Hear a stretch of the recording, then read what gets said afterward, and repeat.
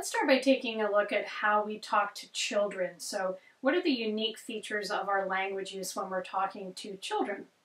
Researchers have found that there are a lot of unique features in this type of language use, and it's so much so that they've given it a name. This is called child-directed language, or CDL. So child-directed language is very unique because we tend to use a higher pitch, we tend to use a slower speed, we use much simpler vocabulary and much simpler grammar, we use shorter sentences, we use a lot of repetition, so we'll repeat words, we'll repeat entire sentences, and then we also use a lot of pauses to give the children time to think and process what we're saying. There are a few other features about how we talk to children that researchers have identified. These are not considered part of child-directed language, but they are still very interesting.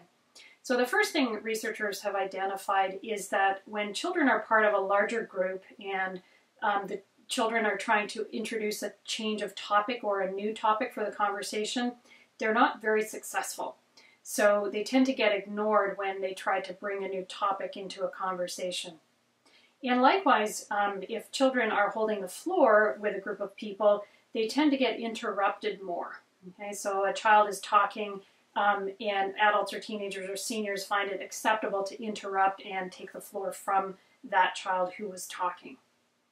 And we also tend to talk about children in their presence more than we do with the other age categories. So we kind of talk about that child even though the child is right there. So we're talking about them rather than talking to them or talking with them. And finally, we tend to use a lot of very directive or instructive language when we're talking to children. So do this, don't do that, and so on. So these are 4 other features of how we talk to children that are quite interesting.